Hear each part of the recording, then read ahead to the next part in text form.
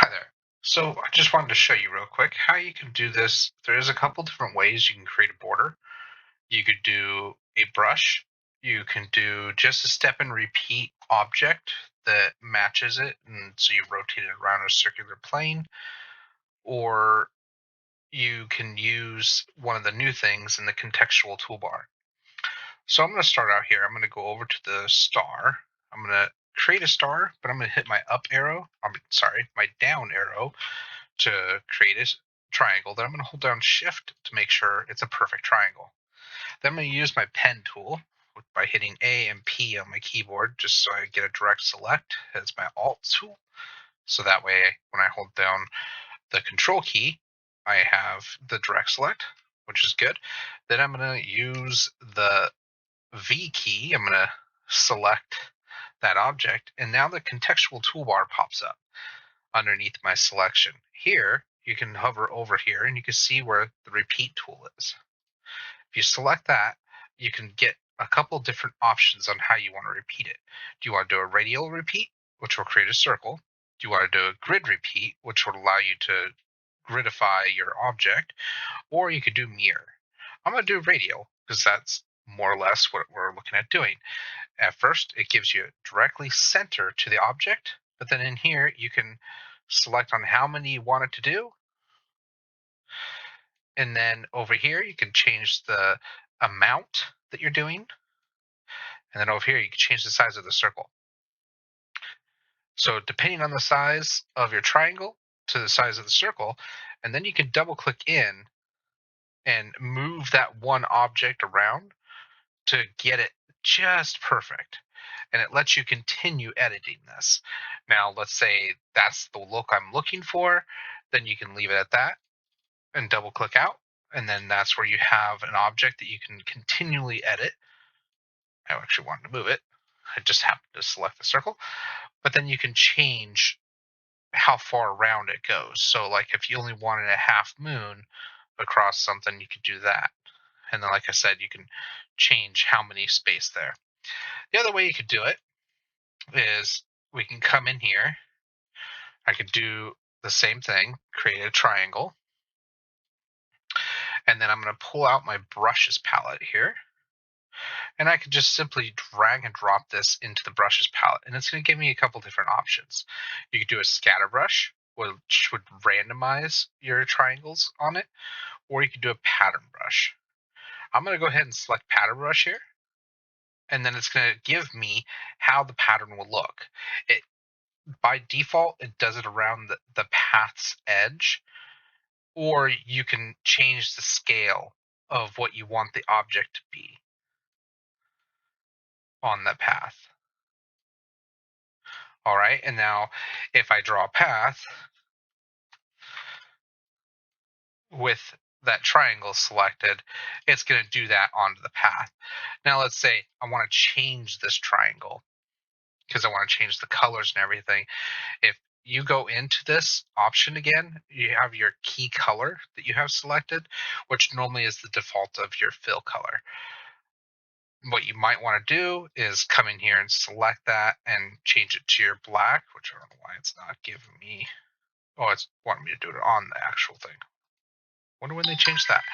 You'd want it to do black, so whatever black is your color. So when I come in here to my appearance palette here, select my stroke and change it to red. I should have changed it. Why didn't I change it? Oh, method. Tint or tints and shades. So it will shade it. There we go.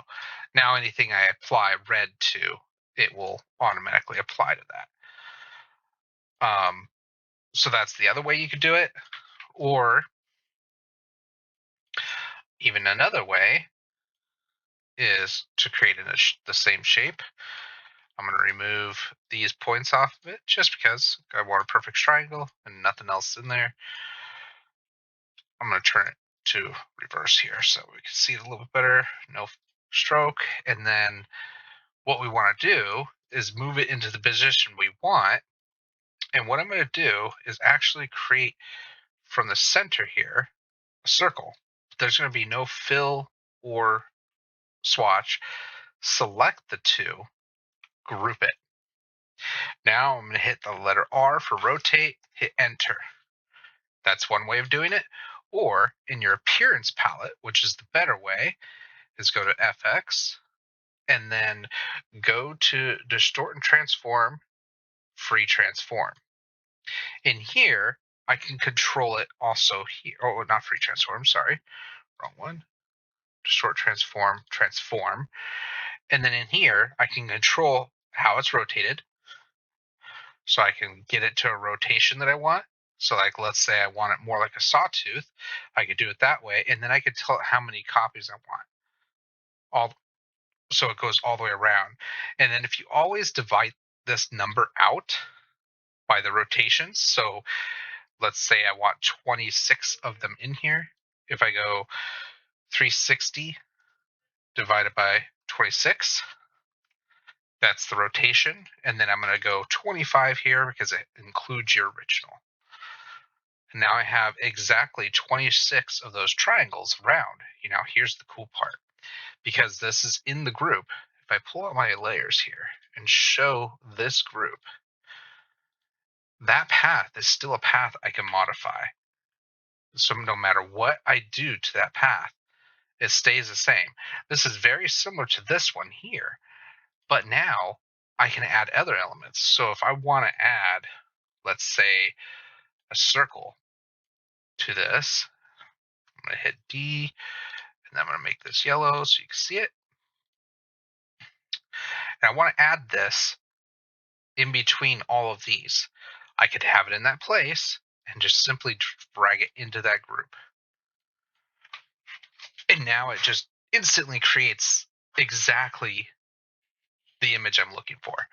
And then I can come in here and I can bring this all the way down so it's more of a star shape, take this and tweak it up. As long as it doesn't pass that circle, once it passes that circle, it starts changing it again. And you just use the direct select or select it within your layers palette to continue editing.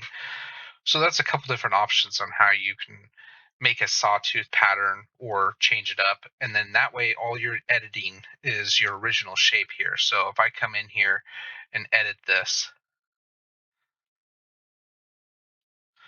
and of course things overlapping each other will have to be in a different spot to overlap it differently.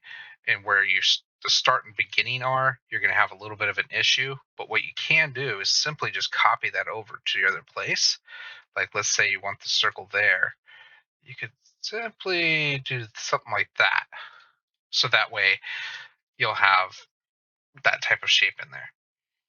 But that's one of the ways that you can have it to where you can have a dynamic shape at the same time. So that way you can control it fully. Let me know if that helps and see more of your artwork.